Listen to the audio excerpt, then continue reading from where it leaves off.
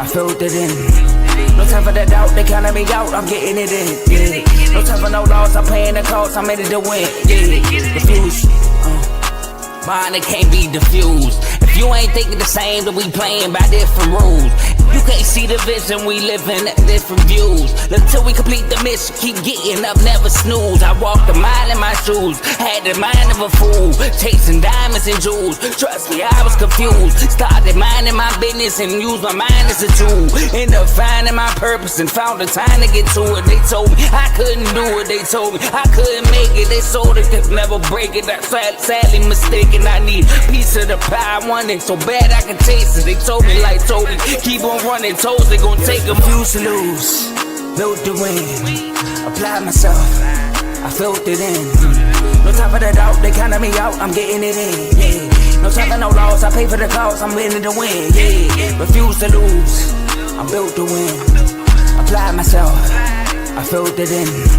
No time for the doubt, they counted me out, I'm getting it in, yeah. No time for no loss, I'm paying the cost, I'm in it to win, yeah. Refuse. Welcome back to CTC. I am your gracious host, Carl, and I'm back for another episode. And today is the This Week in College Basketball, the first one of the year, and we're recapping games from this Monday to as much as today. Now, when I say recapping, I don't mean recap like I do in my college football, where I talk about the game, talk about what happened in the game and stuff like that, made performances. No, college basketball is too much going on to do that. I just talk about storylines, might highlight a couple players, but I just want to keep people in tune to what's going on this week and what may have shifted this week. Games that weren't had maybe shifted some standings, things like that. But I'm not going into depth recapping specific games, not necessarily, because I'd be here for hours and I ain't gonna lie, I don't have the time right now. But that's not what I'm here to do, pretty much. But let's get into it. We're going to recap right away with some storylines. The first storyline I have right here is I talked about this game. Oh, sorry, backtracking a little bit. Pick'em record for this week. This is my first week of picking games, 14-4. Solid, not bad. Mad I changed one of my picks. I did pick Texas A&M in first on my paper. But then I thought about how well Georgia was playing at home, and I switched to the Georgia. Texas A&M won pretty handily, in my opinion. They were leading for most of the game. So was mad about that pick, but I mean, it's a given, it's a curse, because I did change one of my picks. I did have San Diego State at first against Utah State, but then I thought about it, losing Magoon-Guelph and things like that. So I changed it to Utah State, which they came back and won. So it's a given to take there, but a 14-4 pick'em record. So that's that. Shout out Luke Jones, man. Luke Jones, 8506. Never seen you before, but hopefully you're having a good night, man. Hopefully you're ready to hear about some college basketball. College basketball. College football season's over. And we jumping right into college basketball. So I'm recapping some college basketball. But Texas A&M, they remain hot. They only have one loss in the month of January. Now that the month of January is over, and that was the Tennessee.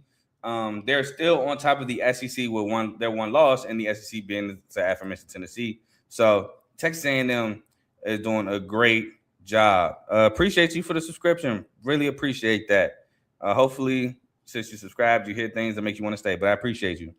But Texas A&M remains on fire, and they are currently still on top of the SEC, man. Not missing a beat since losing Coach Buzz Williams to Maryland. Who's Maryland? Sorry, Maryland. Next highlight point I have. Florida wins both games in dominant fashion. They win by an average of 35 points. They beat my South Carolina boys by 47. Yeah, South Carolina sucks this year. South Carolina also lost to LSU. That was bad. And then they beat Bama today by 23, even with Charles Bediako, which I still don't like that. He's playing like this should not happen. It's opening Pandora's box, and I don't like it. But I already talked about that. They beat Bama by 23. So, all right. So, shout out to you, Luke Jones. My answer, I got to explain it. So, growing up, I was a South Carolina fan. Through and through. I was a South Carolina fan. I graduated from the University of Michigan State. So obviously, or Michigan State University, my fault. So obviously, I'm a Michigan State fan as well. They got my money. I got my degree from Michigan State. And plus, I mean, my family's from Michigan. I always kind of like Michigan State. Definitely like them over Michigan. So I'm a Michigan State fan and a South Carolina fan. So I was supposed to actually go to graduate school at South Carolina, but that's a whole nother story. But anyway, Michigan State, South Carolina. Appreciate you asking. Speaking of a school from Michigan, the University of Michigan won 2 top 10 games this past week. They escaped the Nebraska game at home. What are you a fan of? Shout out to you. What are you a fan of? Kentucky. Shout out to Kentucky. Big win. I'm talking about y'all in this episode. But Michigan escapes Nebraska. They went by 3 at home. Nebraska didn't have Reek Mass or Braden Frazier, but they still got the job done. And then I'm going to say it, man. Michigan pretty much dominated the game. Now, they didn't dominate the whole game. They dominated the first half. Absolutely. We're down 16 at halftime. Can't happen. Michigan State rallies back to make it a 2-point lead at one point, and then Michigan just caught fire again. And they won the game, man. Shout out to them.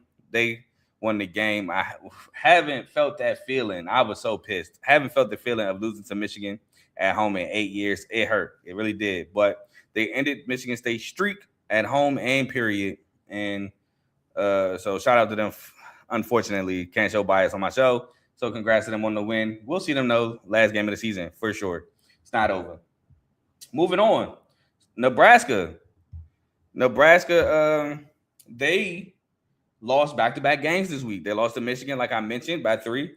Brink Mass came back. Braden Frazier came back. And they lost to Illinois today on the road. At home, excuse me. At home, they lost to Illinois, which is a big win for Illinois because they keep pace with Michigan with only 1 loss in the Big Ten, which I can't even remember who that 1 loss is currently right now, but they only have 1 loss. And I do want to highlight Keaton Wagler, who had 28 points in a huge win for Illinois. Actually, I got it right here. Their 1 loss in the Big Ten was to Nebraska at home. So they're 1-1 on the series. They tied with Nebraska. Big revenge game win on the road for them. But Keaton Wagler has been playing out of his mind these last 3 games. 28 points today. He had 22 against Washington Thursday and 46, as y'all know, Saturday against Purdue. And shout out to your pops, man. We have a baseball show on the network for your pops, man. Baseball with Teddy. If you like baseball, you will like the show. Make sure y'all subscribe to that. But now, actually, we're going to talk about your team, Kentucky. Kentucky bounces back after Vanderbilt blows them out to upset Arkansas on the road. It was a huge win for Kentucky. And Kentucky were able to battle back from 3 technical fouls in 30 seconds, which I'm not going to lie. The first one, I agree with. The second one was complete BS. Complete BS. And the third one from Mark Pope, I really don't know what was going on. But absolute great win for the Kentucky Wildcats on the road against Arkansas. And it was a needed win. I think they needed that to, one, build their tournament resume because it's getting a little ugly. And I don't think they're going to win the SEC by any means, but it keeps them afloat in the SEC with that win. So that was a great win by Kentucky. But that second technical foul on that 3-tech series was absolute BS. Moving on. Memphis, with the loss to Tulane today, drops below 500 on the season. And now Penny, the only way Memphis gets in the tournament is by winning the AAC Conference Tournament Championship, which I don't know if Memphis got the ability to do so this year, man. Just not that good of a team by Penny this year. I hope this year don't cause Penny to get fired, even though I don't think he deserves to be fired. But super down year for Penny and Memphis Tigers this year. We move on to Arizona, one of the last 2 undefeated teams in the country, excuse me. They remain undefeated, period, in the country and in the conference. They beat BYU, as I talked about before in one of my previous episodes. Braden Burries gets a huge block on Rob Wright and knocks down 2 key free throws to escape after blowing a huge lead. And then they beat Arizona State, which was a tough game throughout, but pulled away late to beat Arizona State, a huge rival, and to go 2-0 against your rival. That was big in that matchup. So big games for Arizona to remain undefeated. Speaking of another undefeated team, Miami of Ohio remains undefeated in the country. Still off to one of the best MAC start in history. They beat NIU and they beat UMass, which they beat UMass by 2. They escaped that one, but they got back on the on the good foot against NIU, winning by 20 plus.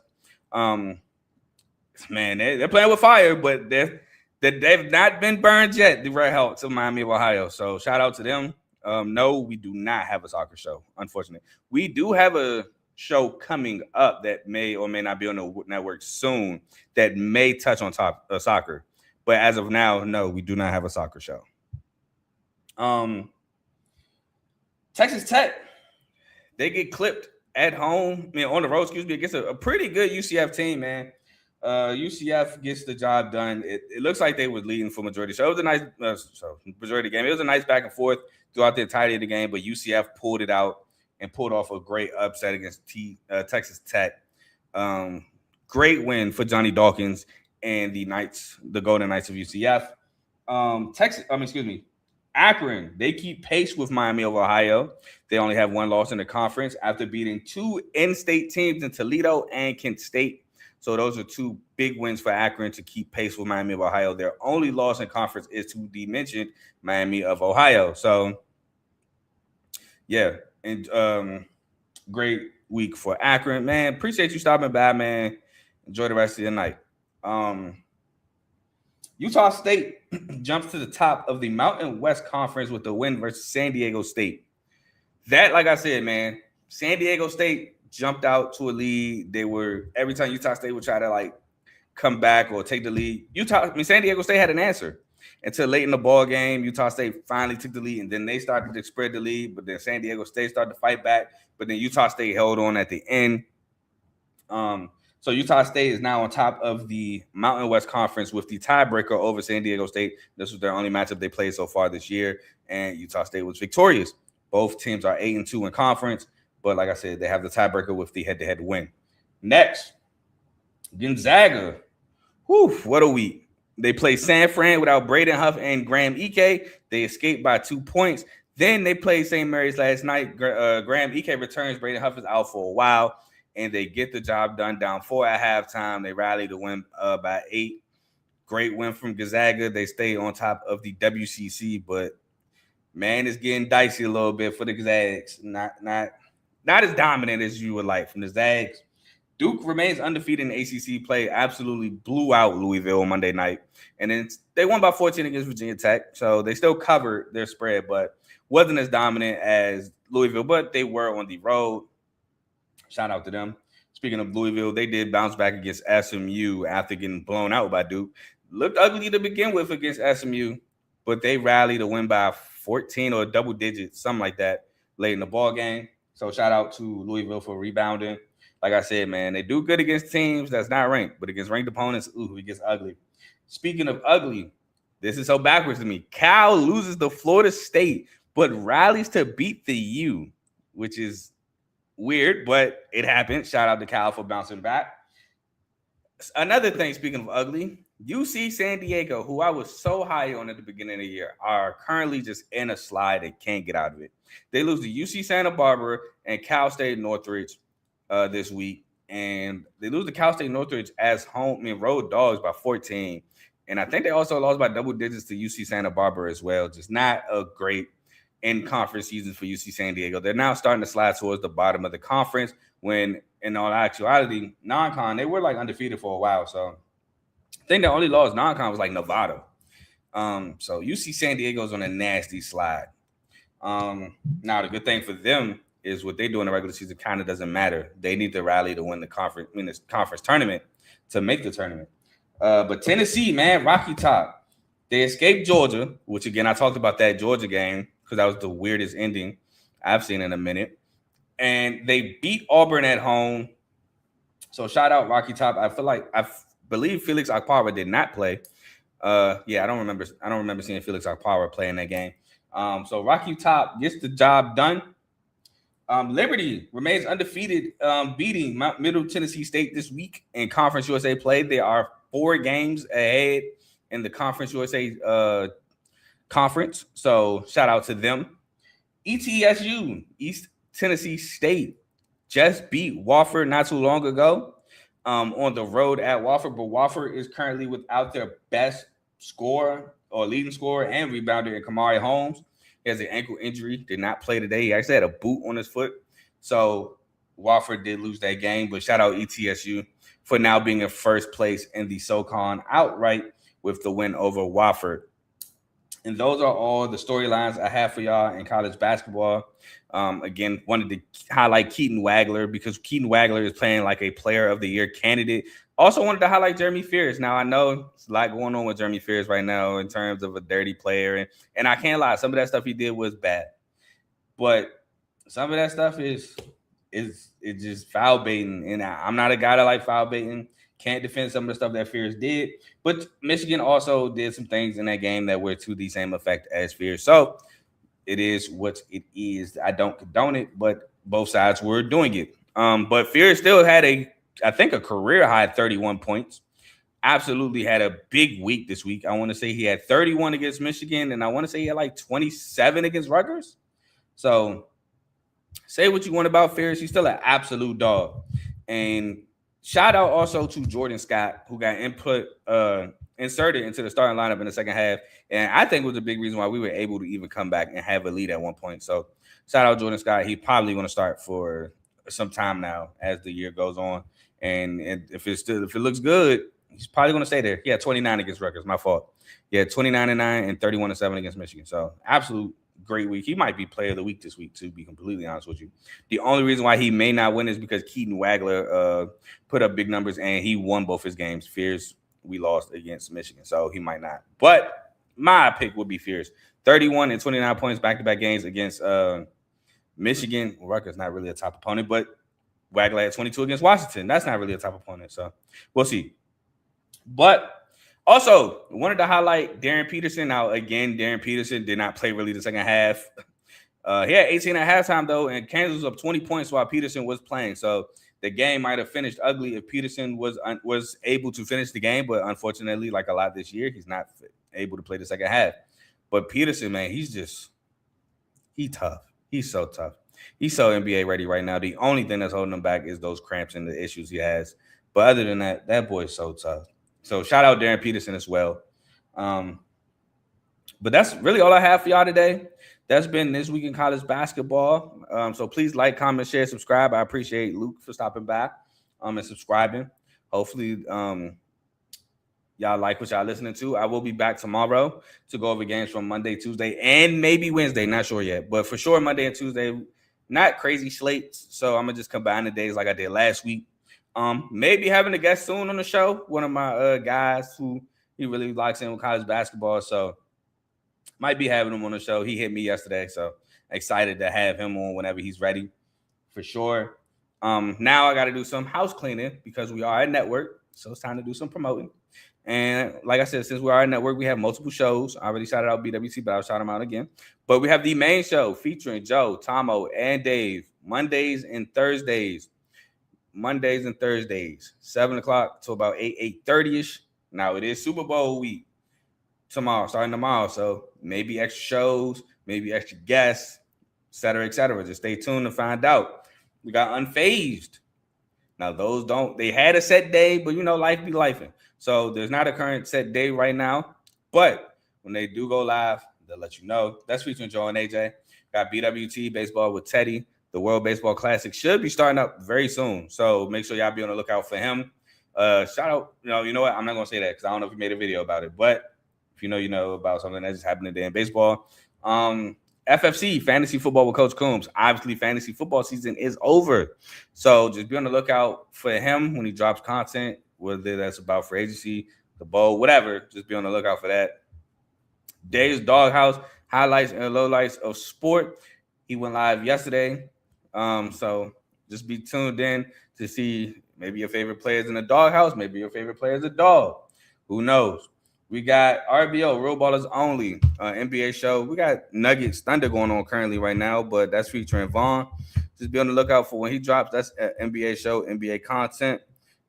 His team is currently playing right now, so I doubt anything comes on tonight. Shout out to Pistons. Pistons won by 53 tonight. That's my team in basketball. If you don't know, I'm a Pistons fan. And no, I'm not a new Pistons fan, which is crazy that I have to defend that now. But been a Pistons fan my whole life. And shout out In the Red Corner, who went live today. Boxing show for all your boxing needs. That's featuring Ty, Ricky, and Tomo. For all your boxing needs, tune in to In the Red Corner, man. They go live on Sundays around 6:30, 7 o'clock. They don't go live every Sunday, but when they do go live, it is on Sundays. So please check them out as well. Like, comment, share, subscribe to all the shows on the network. And if you like what you're listening to, please stick with us. But that's all I have for y'all today. I will see y'all tomorrow to go over some games. But I'm gone. Y'all enjoy the rest of y'all night. Hopefully you're not, snowed in or, burdened by snow like me. It's like Russian roulette trying to leave out. Hopefully you get your parking spot back. But I'm gone. Peace.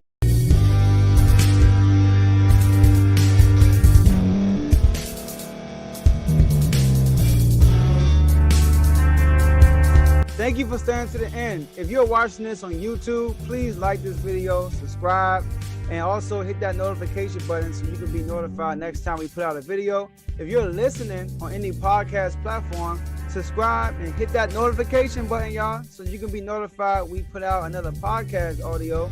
And last but not least, hit that share button. No matter what you're listening to or watching it, hit that share button and send it to somebody that you know that would love to watch this episode you just listened to. So once again, thank you for staying to the end, and we'll see y'all in the next episode.